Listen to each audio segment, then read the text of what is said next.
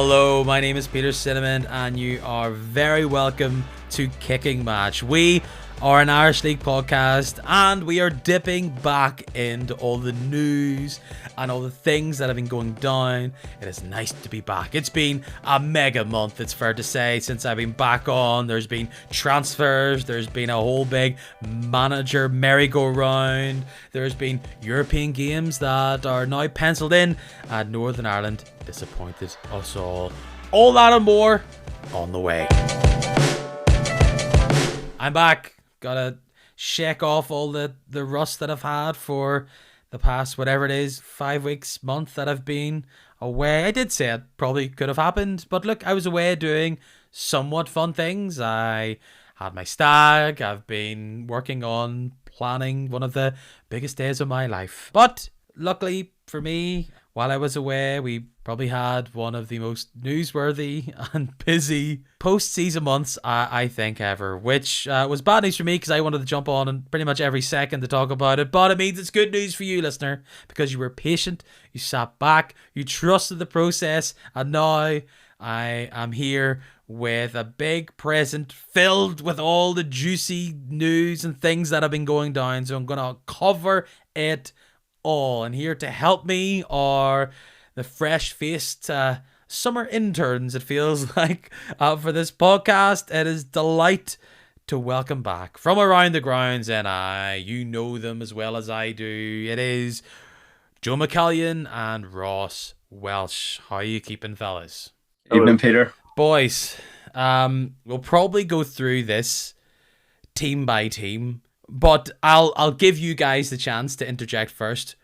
Looking back on the past few weeks since it all wrapped up and David Jeffrey left, and that was kind of the last things we're talking about, all the European places were settled, what do you feel is the thing that you'd be most surprised about if you were to go back a month and talk to ourselves during that last podcast going, here, you know what, this is going to happen? What has been the most surprising bit of news and info that's popped up? I mean, it's probably got to be the Warren Point stuff. That whole fiasco as a whole, the whole redevelopment of the Premier Intermediate League.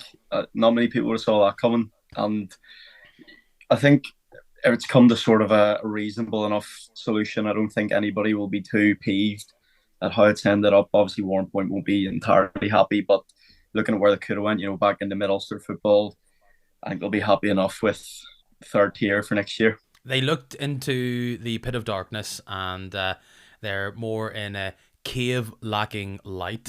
For Joe, is it probably not something you'd be surprised about, but it's probably what I would have described a anxious moment has come true. Cliftonville have a new manager, and you weren't particularly buzzed about somebody that was supposed to get it, then they weren't going to get it, and then somebody else was supposed to get it, then they weren't getting it anymore, and then we went back to the same guy. The rumours were true is what I'm saying. Yeah, I think the whole, as you say, if you went back a month, if you just said about the amount of managers changing teams, that has been a whole surprise, even if you look at Rodney McAree and stuff as well. Obviously, last time I was on, you asked me who I would like, and I said Dean Shields. And then it looked suddenly like the timing of him leaving, less than 48 hours or whatever after he kept on ganning up. And I was buzzing. I thought, here we go. It's a prediction right as well. And then suddenly Jimmy Gilton was in, and I was going, what has happened there? I thought this had just fallen apart, but all of a sudden he was there. It was a bit confusing. It's been a weird time. The whole Dean Shields thing, because yes, we are now living in a world where Dungannon are playing top flight football next season because they were able to hold off the party bus that was Anna United. Seemingly their little outing to Spain or whatever, their little post-season party, and then came back to play another game. Apparently that was a really great way to prep for a game because they were going into that second leg flying and with the advantage. Dungannon were able to crawl their way back, and yet after all that, a month's extension, everything that went into those delays, Dean Shields leaves the club, and you're thinking, well, that's the first domino which is going to fall. And it was a domino to fall, but there was nothing in front of it. It was a completely different line, because then that space was all of a sudden taken up by, for me, the most surprising news out of all this, Rodney McAree leaving one of the biggest clubs on this island, what could have been considered perhaps not a dream job, but a job of high prestige, a full-time football role where he could really take the next step if he was going to move forward in his managerial career. But for a variety of reasons, one of them being a connection to home, a family connection to club, he returns to Dungannon Swifts, and then all of a sudden everything else starts moving around. And as I alluded to earlier on, Dean Shields is nowhere, and all of the seats have been filled. Very surprising. Well, that just Yeah. shows how much has happened in the month or so since the league ended, because I forgot that Rodney McAree had went to Dungannon, and that is actually probably the most shocking thing that's happened. And yeah, as you say, you think Dean Shields is going to go and spark everything, and yes, it did, but just in a totally different direction as to where you thought it was going to be. And then Dean Shields sort of left in the lurch now. Where's he going to go? There's no real jobs where he's thinking, oh, that could come up pretty soon. You know, there's talk of him going into the Northern Ireland women's setup, but like following his dad. But it doesn't look to be a job in Irish League for him anytime soon. I'd like to know what his thoughts were. Like, what was his? It obviously left on mutual consent, and like, was he thinking he was going to Cliftonville? Because it seemed like it was too. The appointment of Jim came too soon after to make you think that. So, was it just he wasn't happy at Dungannon, things weren't working, or did he think he was getting in somewhere and now he's just been left in the open? I had heard musings somewhat in the middle of the season where things were slightly rocky, glances elsewhere were happening, but ultimately Dungannon stuck, and perhaps that was a mutual bumpy road. Let's just say that for Dungannon to bring in like a club man. Let's look at this from Dungannon's point of view. They have, after worrying that they could be sitting here and they could have finished 12th and be out of the league completely. They rode that speed bump that was Anna United. They split from Shields. They bring in a club hero and Roddy McAree, and they're delighted. I think their transfer business, which we'll get to, has been excellent in many ways. They know what went wrong last season, and they're taking really key steps to make sure that doesn't happen again. To follow that trail back up, that then leaves Glentoran, who had only just put Roddy McAree in that seat a couple of months ago, looking for a manager. The other surprising part of the Glentoran story is that someone would move from that role and take a step back for whatever reasons that they did, is how quickly they were able to fulfill that role. And it was with ex-Linfield manager and ex-Ards manager Warren Feeney. That happened so quickly. Was it a day or maybe a day and a half or something? Just, you rarely see clubs move that fast unless they were preparing for this news. Yeah, you wonder where they're preparing, because obviously there was that photo of Roddy McAree that came out. He was wearing the Dungannon top on holiday, and obviously it's easy to look back at that with hindsight and say that was a clue. But you have to wonder then, did the Glens board maybe have a notion that this was going to happen? And then, the board have come in for a lot of criticism, but fair play to them for at least having something lined up where they could get things done quickly. Whereas you see the opposite, that Cliftonville took ages to get a manager in, therefore they couldn't sign any players. There was talk of, it took a while to get friendlies arranged. So at least the Glens have someone in where they can get ready for next season, whilst the Reds were sort of in the lurch. I do my best here to try and give a neutral view on things, but I also need to report feelings, sentiments, what's going down. It would be an understatement to say that the reaction to Feeney's appointment has been negative.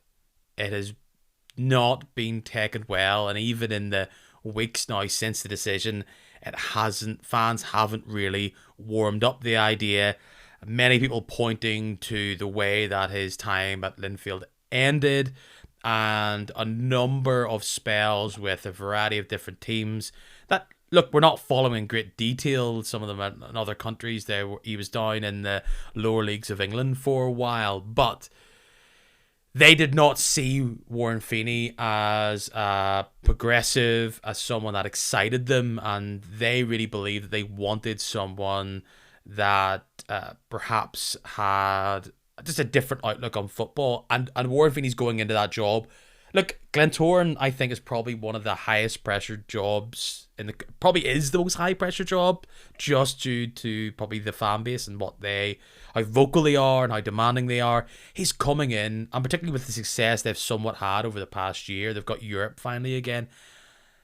A lot of Glentoran fans don't think it's going to go well, and in many ways have committed themselves so much online to saying that it isn't going to go well, that it's going to take a lot for them to crawl back from the hyperbole that I've seen online. He is an ex-international footballer. He somewhat knows the Irish League. He's passionate, and this is a great opportunity. And we've seen plenty of times before where managers come in, they come in with not a whole big load of fanfare. The red carpet isn't out, and there's a lot for them to do, and they've succeeded. So, like all of these appointments, it's a wait and see. But he's got a big job. Yeah, he certainly does. I think any manager coming in who's come from your rival, who was so passionate your rival as well, it's never a nice thing. You're already on the back foot there, and then I don't think Glentoran fans are going to be looking at his CV in a particularly inspiring way. For someone like Feeney at the moment, he really needs to start well, because we've been in the Oval when it's a toxic environment. It's not good. It's tough. Mick suffered it. You saw the videos of people shouting at him from the side and waiting for him outside the stadium. All that could be there for him as well if he doesn't start well. So there's a lot of pressure on him, and as you said, already is a high pressure job, and that's going to make it even more difficult. Was there anybody, if this was to go on for a couple of weeks, and as we've discussed in this podcast before, that there is somewhat of a consensus feeling is that you can't really come into the Irish League right now, or it's difficult to come into the Irish League without some sort of history or knowledge of it, particularly when it comes to recruitment. We talked about who could have filled the Ballymena job, but it wasn't really clear. Clearly, Cliftonville didn't have a long list of people they felt were legitimate options.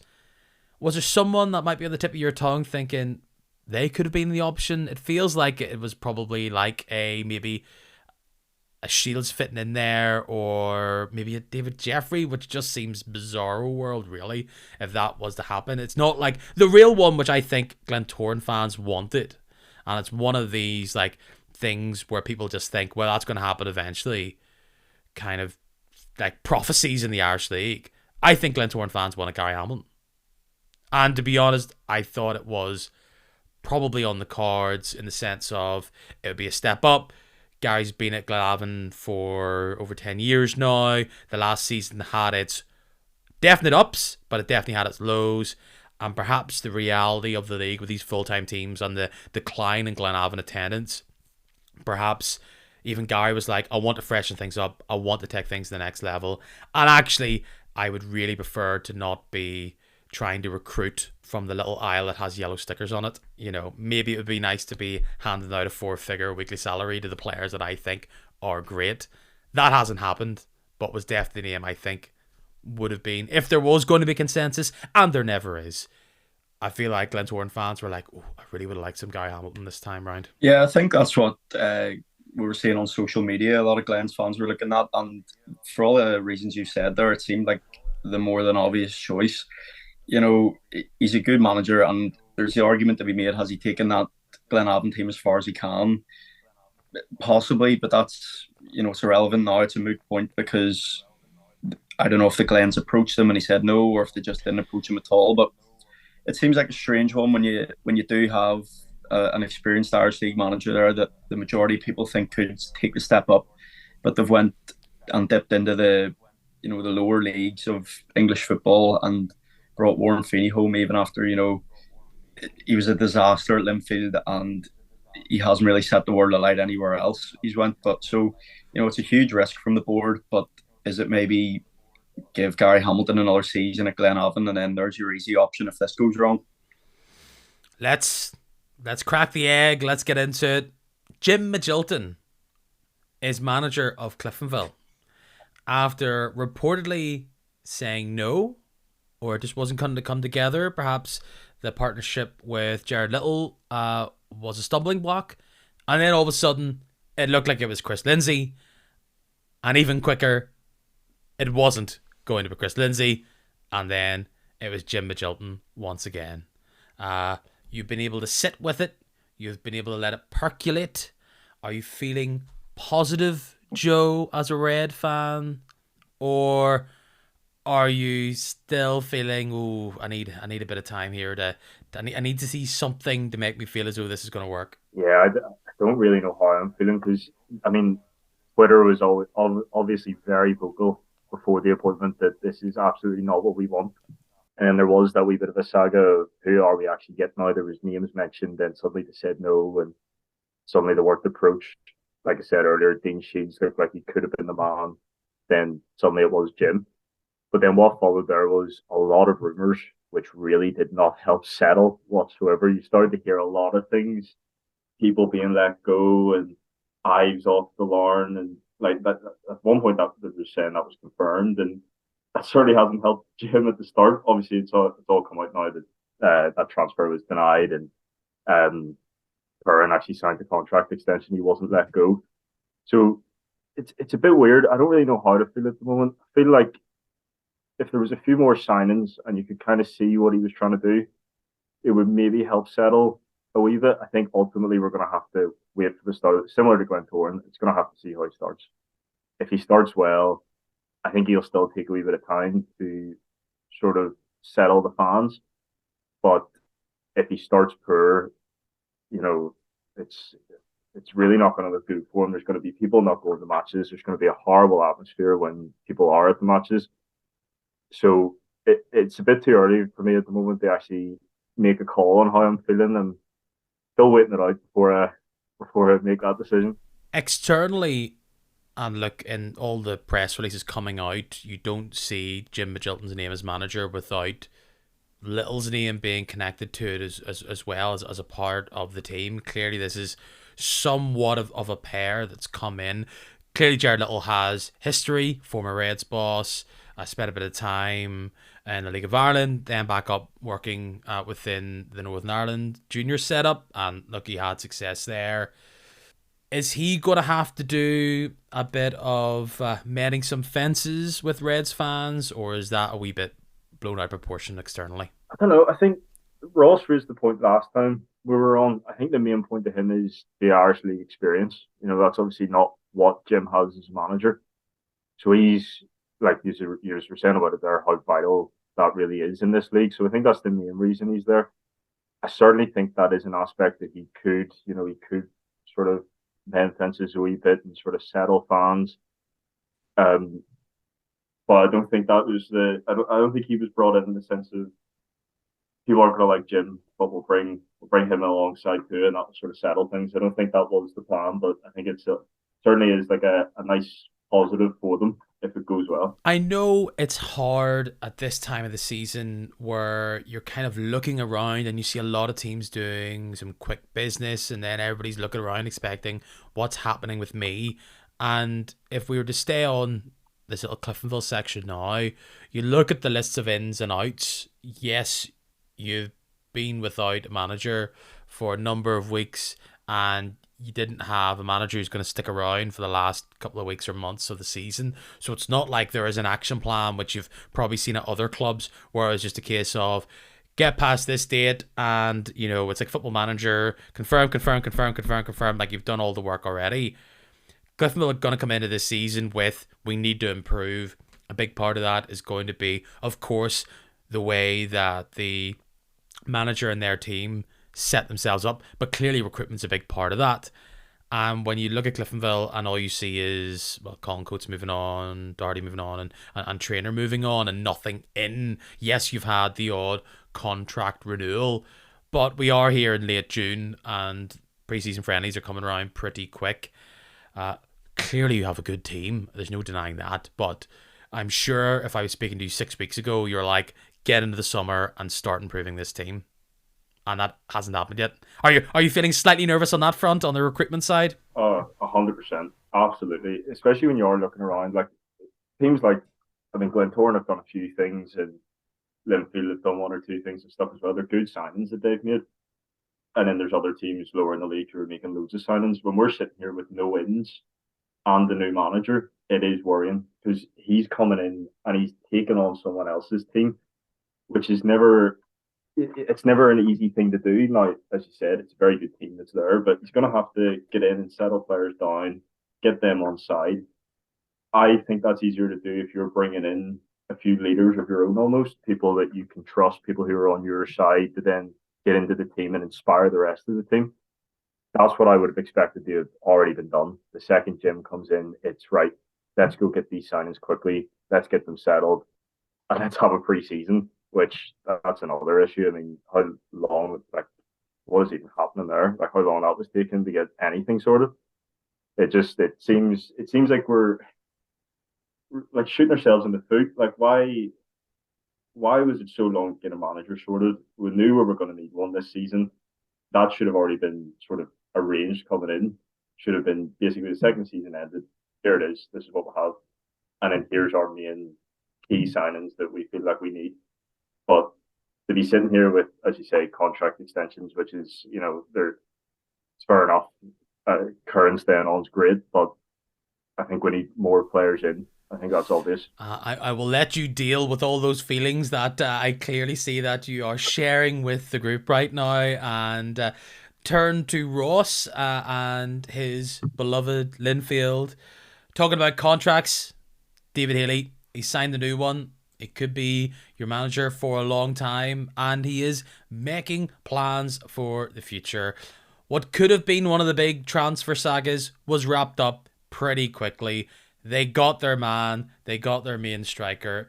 Fitzy is a blue, and in the end, it doesn't look as though that you paid. Well, we know you didn't pay that 100 grand that was being mooted.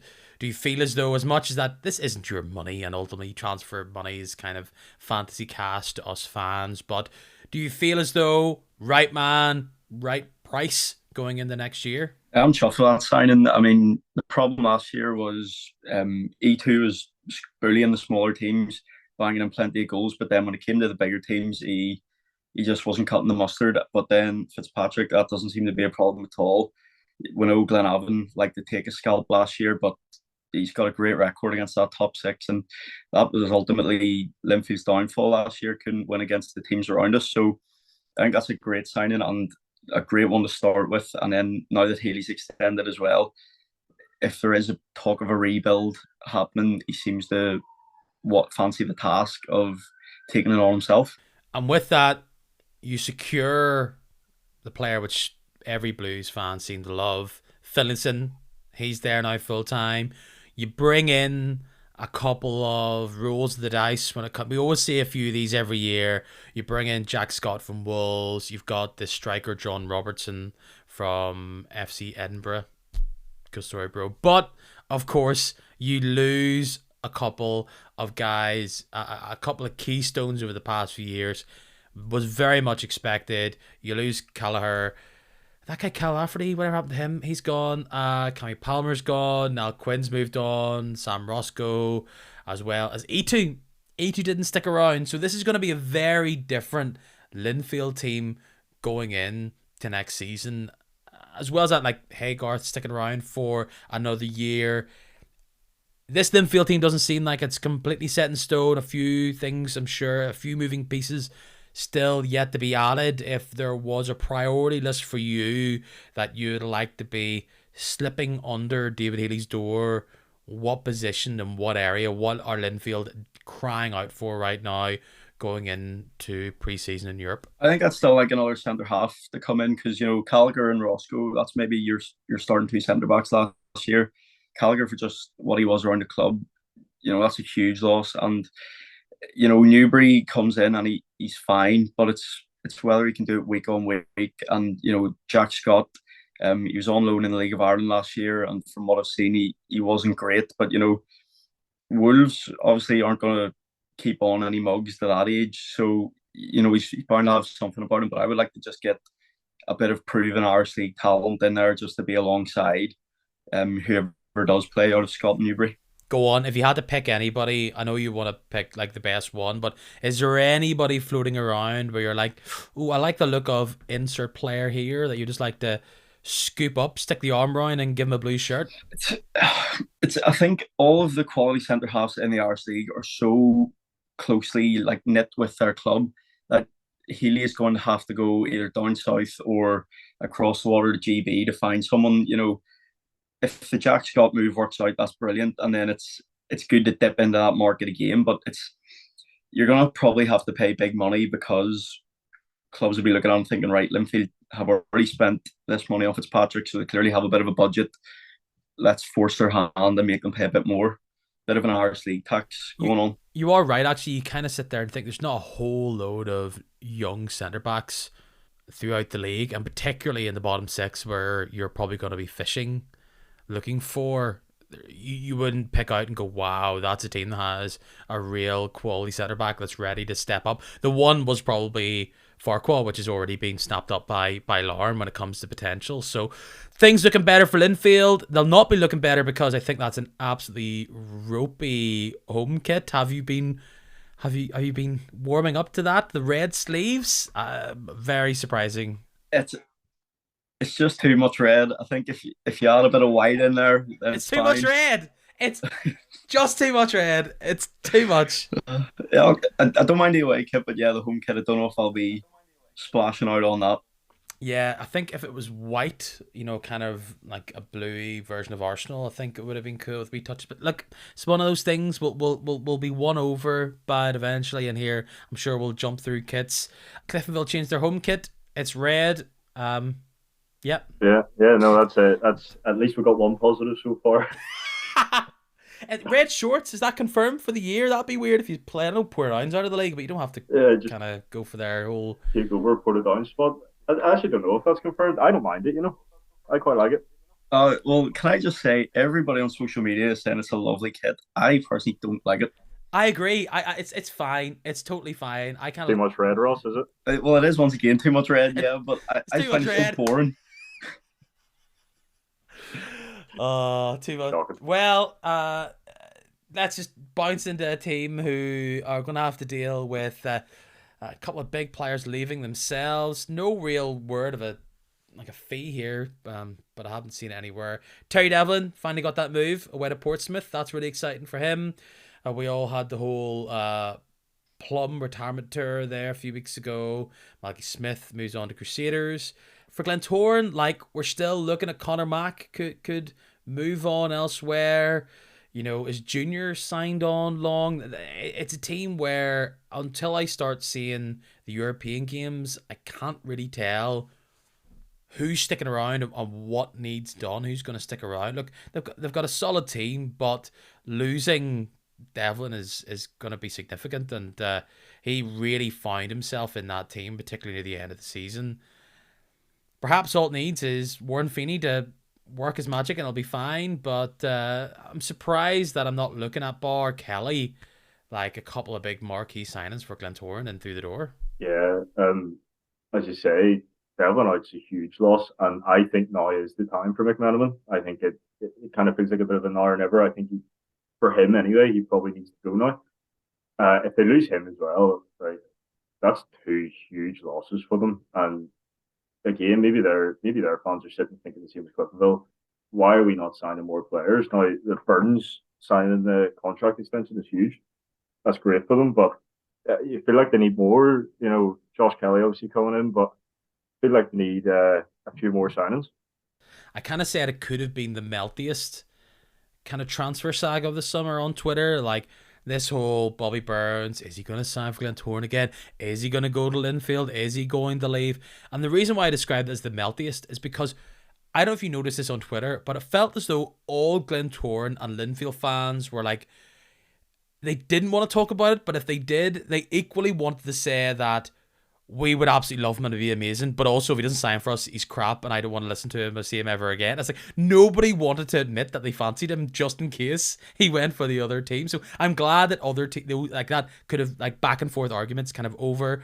He said he had a discussion with Ali Poor about the future of the club. That really convinced him. I'm sure other things helped convince him.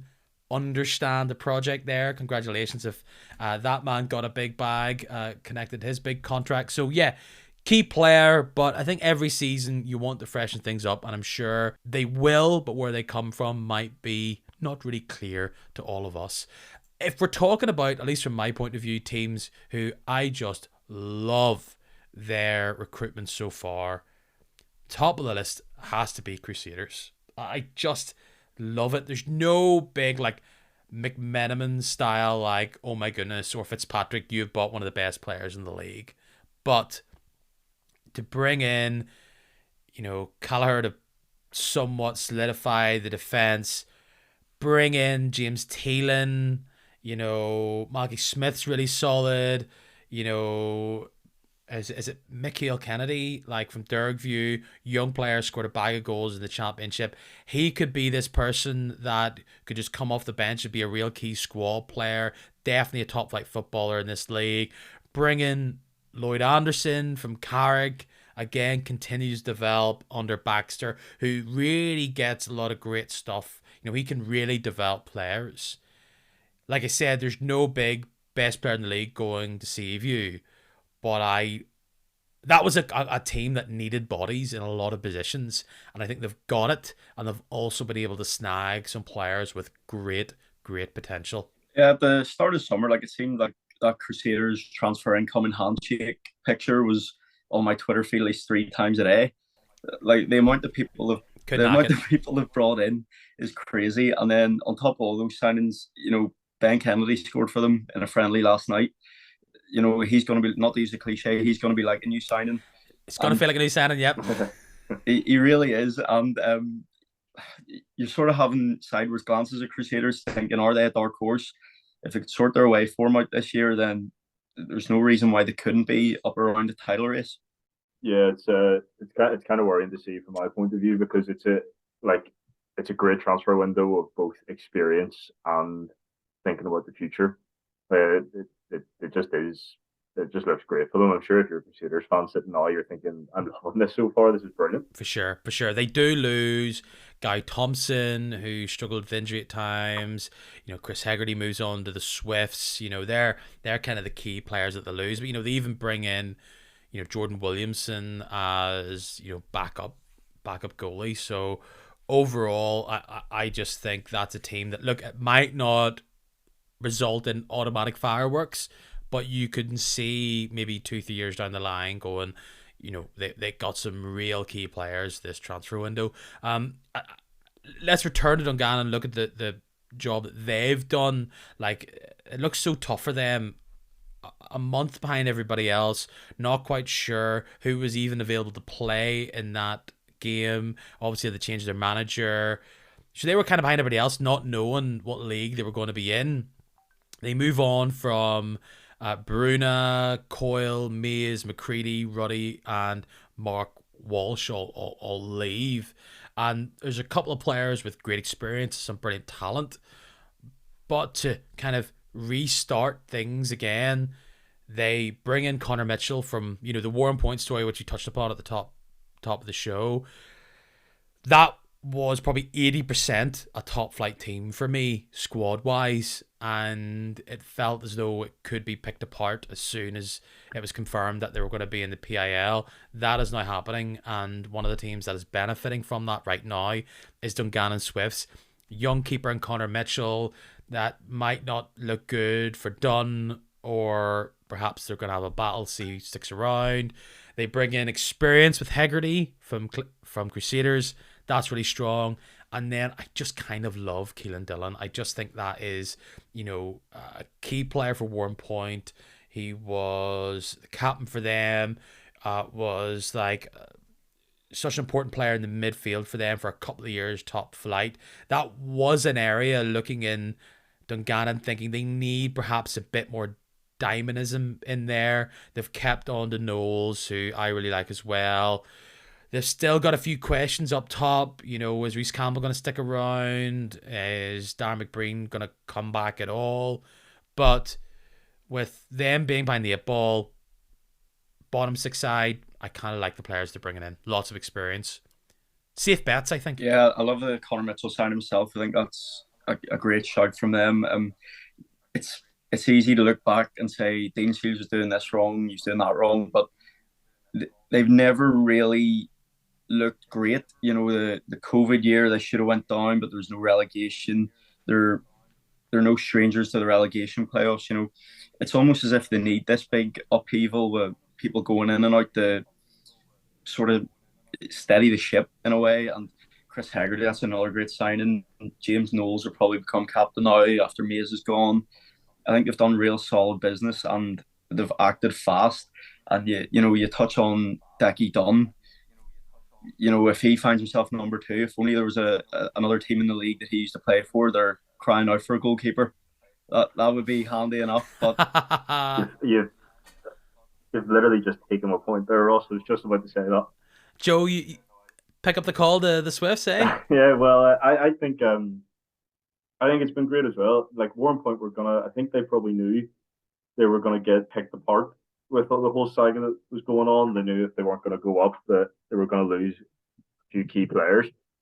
And Dungannon seemed to be the team that have really gone there and done the business. And I think they're all great signings so far. It's exactly what a new manager should be doing: go in and get players that sort of put his stamp on the new team. So, sticking down in the bottom six, we kind of talk about transfers that just absolutely make sense. Niall Quinn to Glenavon, I feel like I should have put a bet on that, really. Ex-Linfield player, been there for years, going to Glenavon for one last hurrah. Yeah, it's sold enough for them. yeah, good move.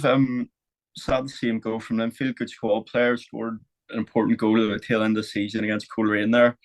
And yeah, it's a great bit of business from Gary Hamilton to get him in. He'd probably not be happy sitting on the bench at Linfield, and that didn't look to be changing anytime soon. So if he can go there and he's got plenty left in the tank, and Glenavon get them back to being a good cup team, you maybe pick up some silverware. Key thing, still no striker there to replace Fitzpatrick. Like I didn't say earlier on, but I think where Fitzpatrick will really come key for Linfield is actually those big games. He does have the ability, and I wonder if this will change up Healy's way of playing.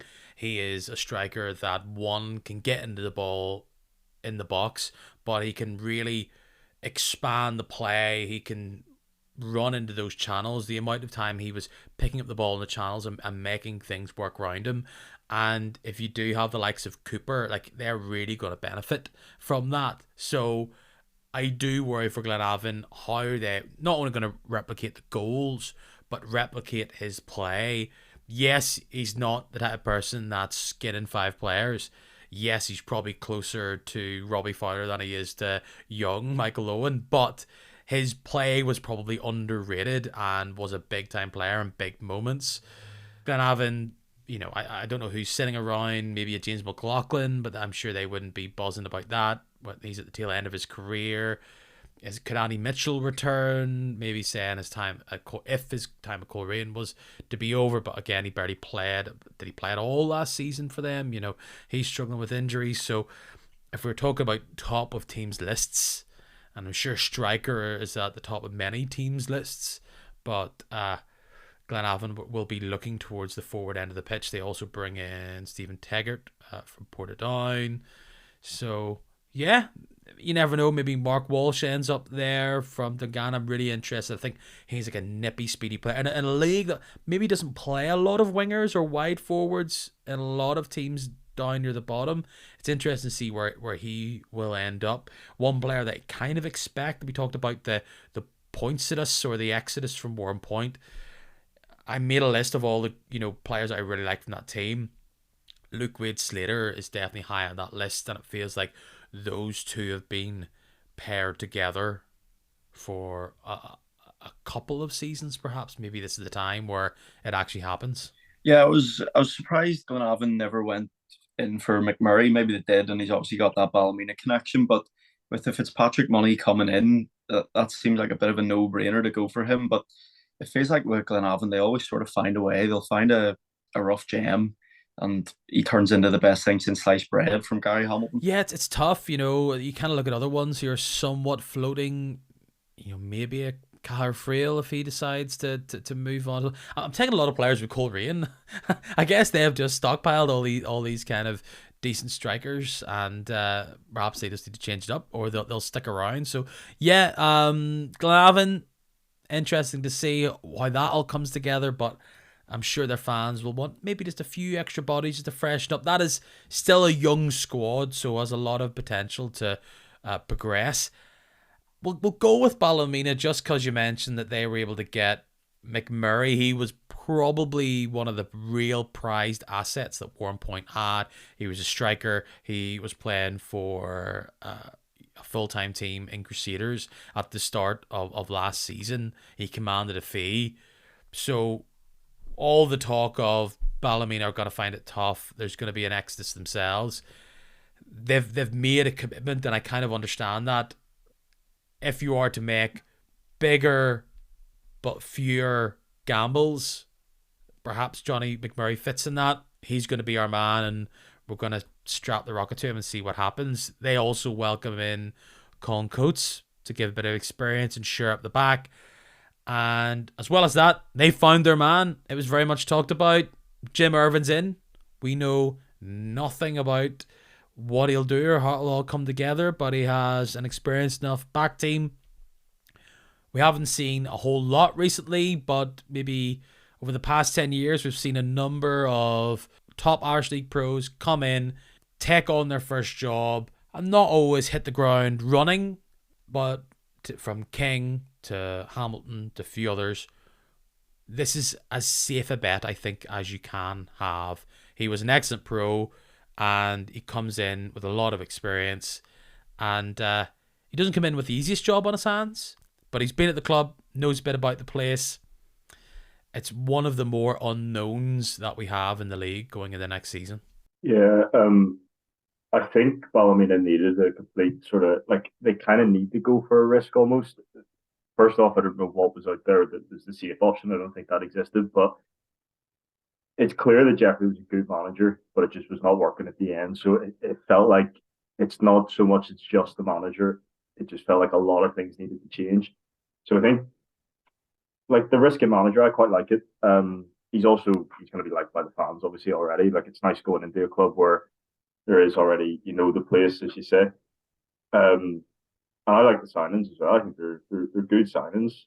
Coach coming in, you've got Craig going out the door, which is a big loss, but you've got experience coming in. I would have kept him for at least another year.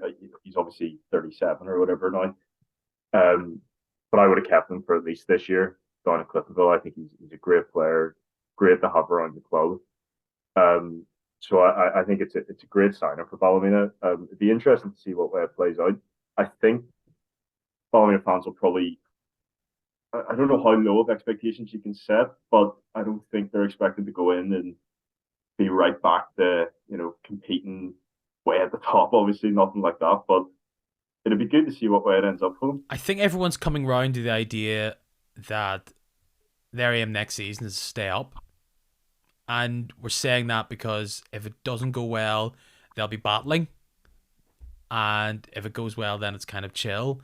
Look, we talk about teams that are lacking strikers. So far, that's one thing that Ballymena don't need to worry about. They have, at least for now, McDade. They have Jordan Gibson, who can play up top there as well. So, bringing in McMurray, is that a sign one of those guys is going to move on? Perhaps.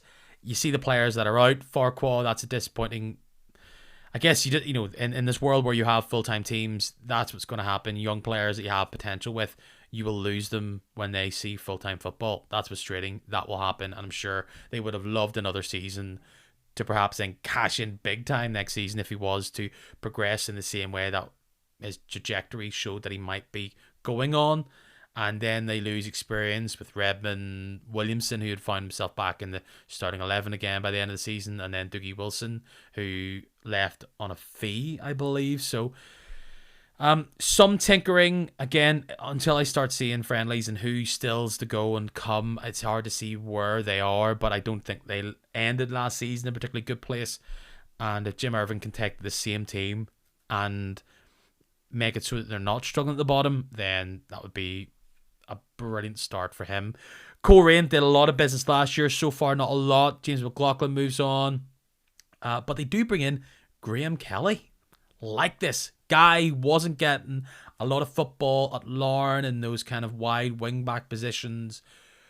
Really solid player. got a lot of energy, and I think given a starting berth, he will become a real top quality, solid top six player. I think that's a really good signing. Perhaps not filled with fireworks, but when you're sitting there in October or February, he's the type of player where you're like, I'm so glad we have him rather than somebody else. So I think that's a really good top six signing. And then going down, who have we not hit? Carrick. Now tell me now, is this just not one of the most Carrick signings ever? Albert Watson. That's so Carrick. They know who they are. He will go down there and he will be a cult hero just straight away. Like you could picture him getting at least 5 goals, just getting that big loaf on a few corners, and then he's just going to make them so solid at the back. All that experience, like it's a brilliant signing, a really good piece of business.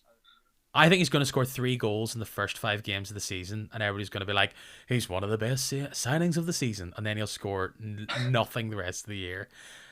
Really, really easy to see where he's the Jim Irvin replacement, suits him down to the ground, and look, he won the title with Larne. Happy days.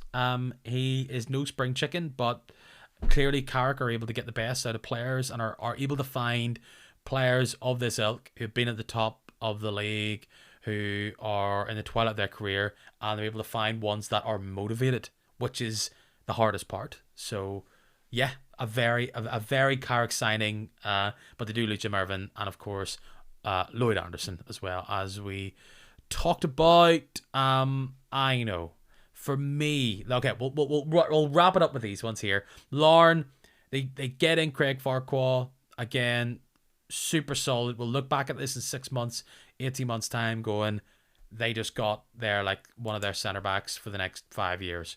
Brilliant signing. Get them now. Ali Omar has been announced from Torquay in the past few days. I know nothing.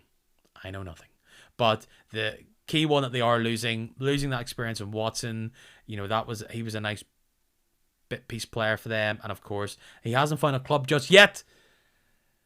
But a player that all us football hipsters like to say is one of the best players in the league, and he is. Fod Sule, big loss, and I don't know if you can really replace him with anybody. It'll just be about trying to figure out ways to kind of make up for all his tackling and tenacity that he had in the middle of the park. Yeah, it's a huge loss. I mean, don't get Ross started on him though. He's still bringing up a tackle that he put in on what do you call him? Who was it, Ross?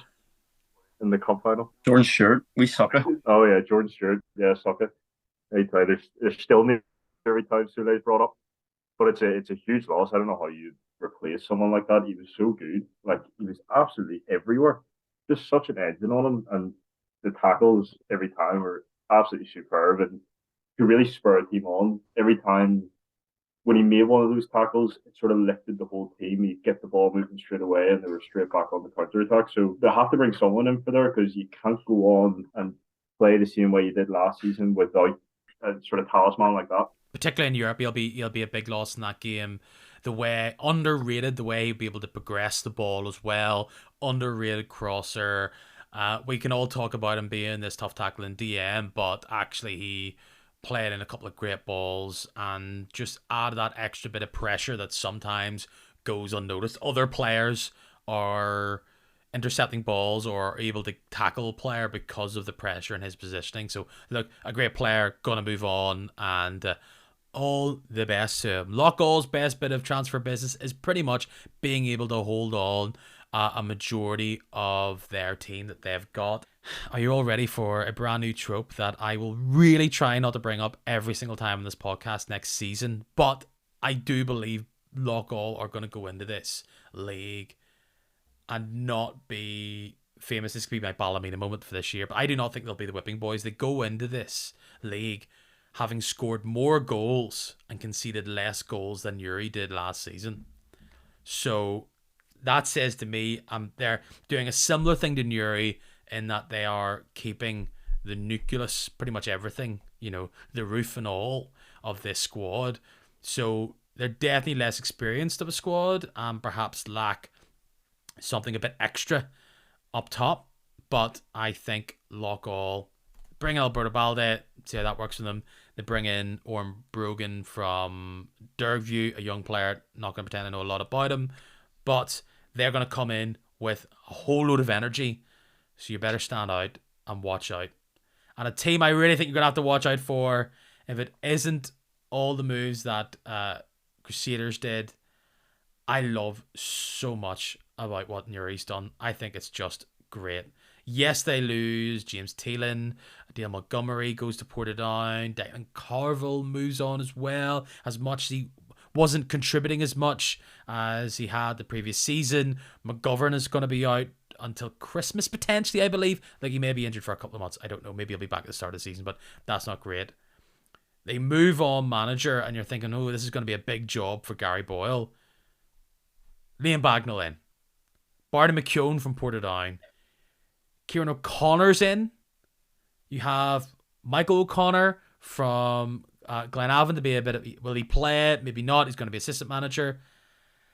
I really love Adam Carroll. Another points to this. Like, he is a young player, ex-Linfield, did decent for Anna the season before, scored like 10 goals, I think, for Warrenpoint last year.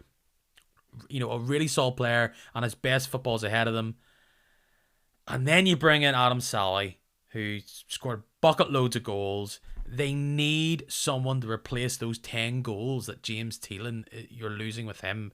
He hasn't always lit the league on fire at this level, but that's a great signing, Adam Sally. That's just, here we go. Like, some of those players, I could almost see them swapping places with Ballymena. They could be sitting pretty and doing a bit of a carrick next year. Yeah, I think Sally's one of the best signings any team's made. You know, he's going to bang in goals for fun. I think he'll get more than 10. You know, Newry, I think they could have only dreamt of coming 10th last year, avoiding the playoff, and they're building on that wave. You know, obviously they have a lot of outgoings, and McGovern is injured, but Sally can wait, and I'm sure he'll get a bit of service at some point. That's the only thing that's concerning. So much of Newry's, for me, what I liked about them was their ability out wide. They've lost a lot of that, and that's not easy to replace, but you adapt and you bring in a different player. I think Adam Sally's going to, you know, you could see what happens when they change things up top. And look, it might not work out all the time, but I think Adam Sally, after that year in the championship, he'll have a load of confidence. And I just feel everything I see from Newry, they're bringing in experience, they're bringing in a bit of guile. I love the Barney McKeown signing. I think that's a huge loss to Portadown. You know, we saw some of the big Portadown games last year, and you'd have to say at a young player and his, I think maybe 22, 23, centre back, battling is, you know, his MO, dogged. That's exactly what they need. I don't know where he'll play midfield or defence, but absolutely love that for them. And a lot of people have been asking me, like, what am I going to do about Portadown? I think you guys would probably reflect a bit with me. We're both in this Northern Irish kind of media circle when it comes to the Irish League. And I feel like I have a lot of Portadown fans who listen to this podcast. And as much as I'm not going to be following them blow for blow in the championship next season, I still feel I'll touch them. Like, they're that big. So, you know, let's talk a bit about them. And look, I'll get the list up. Niall Curry's doing Niall Curry things. They lose about 60 players and they've brought in 85. The official ones they've brought in is Aaron Hogg. Looks like he's going to be their goalkeeper from Point. Ross Redmond returns, bit of experience at the back. Keelan Coyle from the Swifts. Ryan Mays from the Swifts, bit of experience. You know, a bit of attacking flair. Maybe that's like the Josh Archer replacement. Gary Thompson could probably play anywhere across defence and midfield. People are saying that he's going to keep up. Is Curry going to play 5 at the back? Don't know. And then Dougie Wilson goes with a bit of a fee, like, clearly. And you also have Alan O'Sullivan return to the club as well. McElroy signed a big deal before the end of the season. So, is it as strong as last season? Maybe. They've got a lot of experience rather than like young players who could progress on. But it's like probably the strongest team the championship's seen since Larne in 18. But absolutely great business from him. You saw him after the interview he did after the Dungannon game back towards the end of the season. He was angry. He was calling out players and stuff. He was not happy at all with the team. But then he's gone and just backed up exactly what he said. He's made great signings. I love like how he's got some of the players that not only commit and stay at Portadown, but some of the players that he's brought down with him, he's he's clearly there's obviously a positive sort of atmosphere around that club at the moment. There's a lot of belief that yeah, we're down in the championship now, but we're going straight back up. I think I would say it is. I would certainly say among the players with him there. I mean, look here. I'm inspired when I watch his TikTok, so I can only imagine what they get in the change room with him. Look, well done, Portadown. Clearly, you're investing in this team. You don't invest that with magics and dreams and roundabouts. There you go. All the best, Portadown. We'll talk about you because if last season's anything to go by, you'll be making headlines and stories regardless. So a bit of housekeeping there. We talked about it. Swifts playing top flight football. In the end, they get rid of the dispatch Anna. I don't think Anna were really ready to play top tier football, but they're getting a few signings. Well, they bring in Lee Upton. They bring in Ryan Swan from Warren Point. Liked him. Decent enough player in the Premier League a few years ago. Upton, yeah, Carville as well from the Swifts. We also have this brand new PAL. It's amazing. It shows you Niffle can move quick if they want to. I don't know where they got this 14-team idea, where that come from, but they got it. So Warren Point nestled in there. A few more cowsheds for them to play in next year. And with that expanded league, you keep the PSNI. And there was 3 teams that had to be brought down to 2 with a wee round robin playoff in the 60 leagues that make up below the PIL. In the end, Lurgan's Oxford Sunnyside did not make it through, and Coke United and Rathryland, potentially Rangers, but Rathryland, bit of debate. They are now PAL teams. Coke United are PAL again. I don't believe Rathryland ever have. That'll be fun. That'll be interesting. Adding a few new teams, extra flavours into the pot. Yeah, it's good. A few new spots to visit. The only shame is I think they're doing away with the split, going up to 14 teams. So, you know, it didn't really matter at the end of last year, but it's a shame because I think the split's one of the best things about the Irish League pyramid. But that's a shame. But yeah, that's going to be a tough division to get out of next year. You know, Warren Point are obviously going to want to go straight back up. Balmacash should be disappointed not to go up this year. Queens will want to be up around there again. Moyola, a wee bit of money coming in, I've heard. So that's going to be a competitive league. Certainly want to keep an eye on. That feels like it's going to be a lot more competitive than what the championship might be. You're absolutely right. Reflecting on Ballymacash couldn't get past Knockbreda. I saw Knockbreda twice last season, and when they turned up, they had a solid defence and a bit of nippy attacking play, and in the end they were able to hold off a Ballymacash team. Look, waiting for an extra month probably didn't help any of those teams, and that felt like a bit of a shootout, and in the end Knockbreda won out, which I think to some people's surprise. So that makes it a lot hard. Like Warren Point are pretty much rebuilding their team, so I don't think they're going in as absolute mega favourites. Perhaps a more solid team, a more solidified team in Ballymacash or Queens or teams like that might have a better start of the season. That means that the only team that comes up is Bangor, kind of an interesting league there in the championship. Outside of that, like I said, Warren Point, they're there. They failed there. I feel like it was ages ago, but they obviously failed in all of their reviews, and they had to stick with what they had. And then we'll briefly talk about it. I know not everybody follows them, but Northern Ireland come out of their games away to Denmark and at home to Kazakhstan with 0 points and almost as many positives. I feel like I could talk with more authority about the Kazakhstan game, but look, they go to away to Denmark knowing that it's a bit of a free hit. A draw would have been great, and it was so close bar that decision at the end. It felt like Denmark were just like shooting from everywhere, trying to score a goal. They eventually sneak one in, and then going to Windsor Park, really a big game if Northern Ireland was to have any hope of progressing through this. Realistically, they needed not even a result, needed a win, and they pretty much shoot themselves in the foot. This is a young team that's fairly inexperienced, mixed with players who are almost at the end of their Northern Ireland career. but that was a tough watch on Monday, I felt. Yeah, it was pretty hard going. I've seen people saying it's like when Luxembourg beat us in 2013, was it? I don't think it's quite that bad, but yeah, it was pretty grim viewing. I think this campaign, it's a pretty favourable group. I think it's just come a couple of years too early for this group of players, and we're now left with nothing really to play for. We would have to be perfect in all the rest of our games to sort of have a chance. But going off what we've seen so far, Denmark are obviously no pushovers. Kazakhstan away is not an easy game, and then Finland have already beat us at home, and Slovenia are no slouches either. So it's obviously early to be throwing the towel in, but it looks like this was just one or two campaigns too early for this group. I think what's also a bit frustrating is like that Finland game.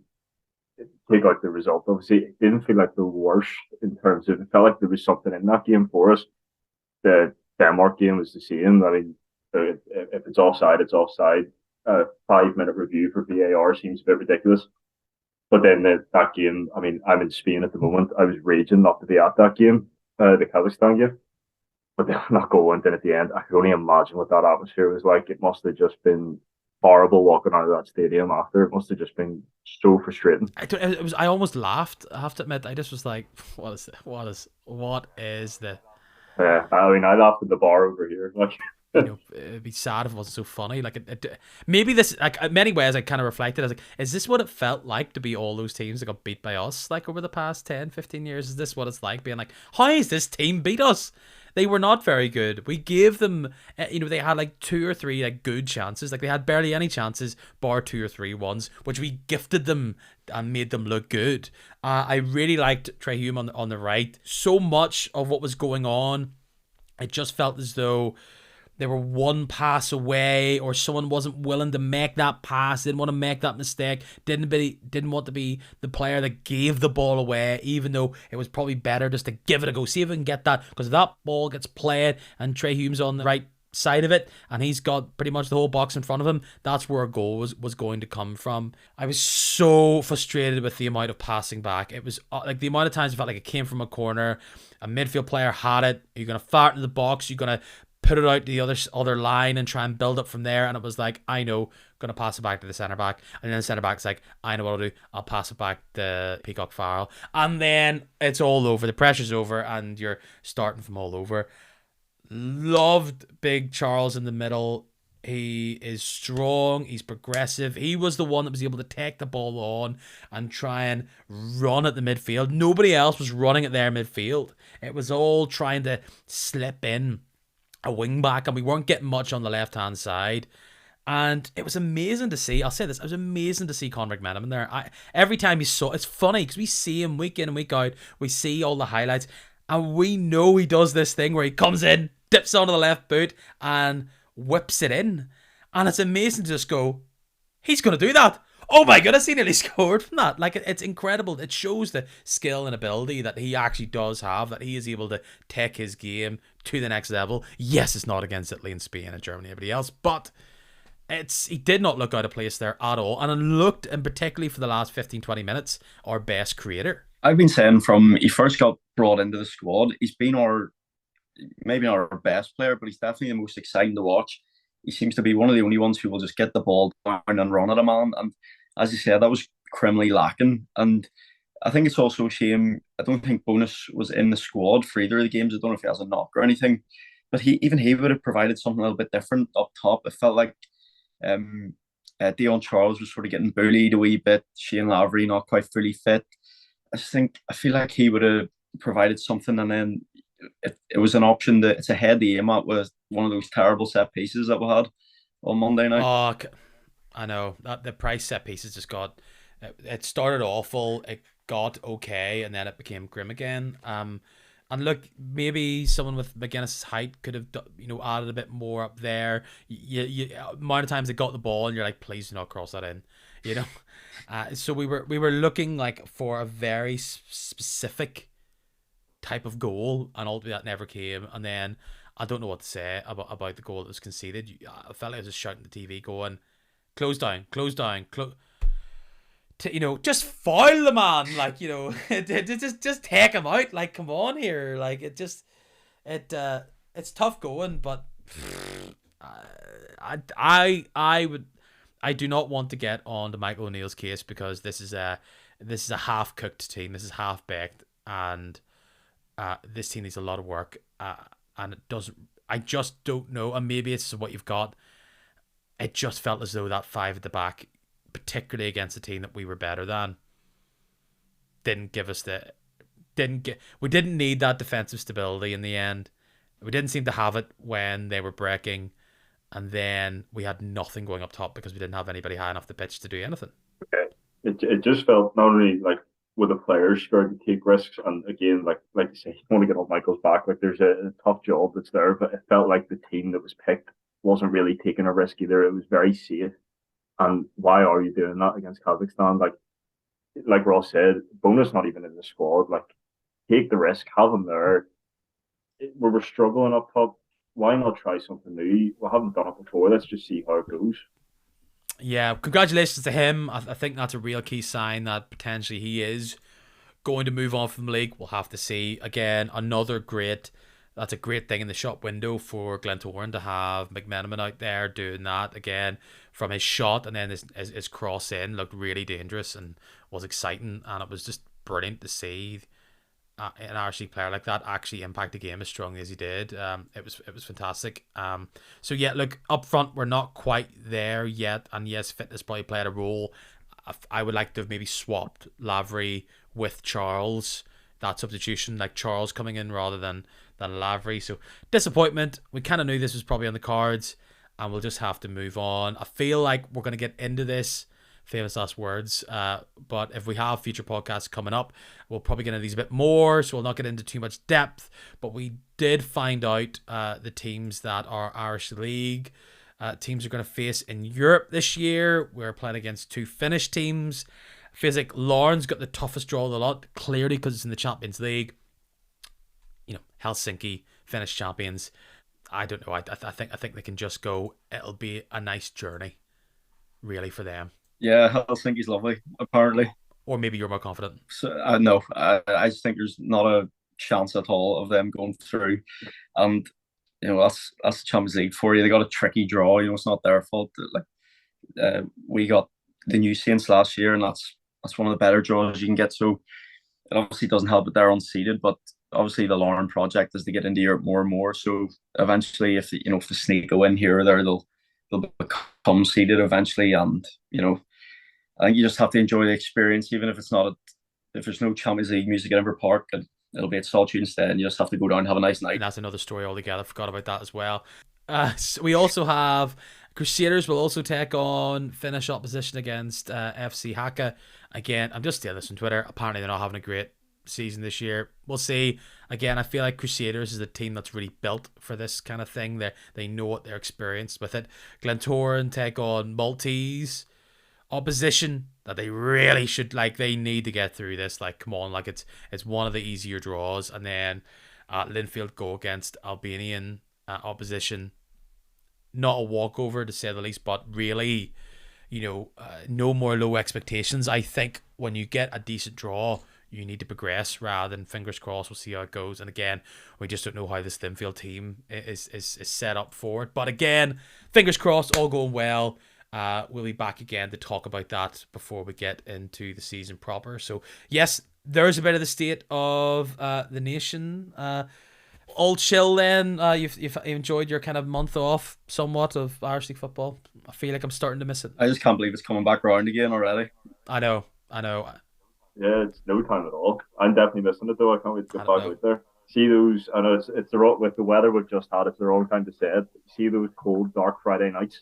I can't wait. Well, look, it's illegal to play football in summer, so don't be enjoying all those friendlies where you're having a wee cold one at a barbecue in some small ground that you haven't been to in absolutely ages. I will probably be back at some point, maybe back next week. We'll just have to see. Like I said, this boy's got a big old wedding to plan, and it's coming around pretty quick. Had a lovely time in Lille, boys. If you get a chance, go. I had a great time. It's a banging city, and I got to chat to a load of Lille fans, and I think they're like my new team now. You know, Lille loyal, Lille till I die. And it's a nice kit. A kick a match podcast from France would have been absolutely brilliant with the Lille fans. Absolutely. I just was able to go around. Like, I think they're playing against Nantes or whatever, and I just was like a wee bit feeling myself, and I saw some random boy also in a Lille top, and I was like, F Nantes! And they're like, yes!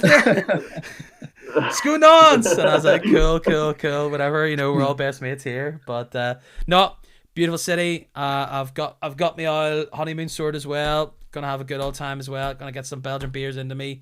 I think you can see a bit of a trend. But boys, I know there's not a whole lot of stuff going on the socials, but where can people find your stuff personally if they want to review all the good things you did last season?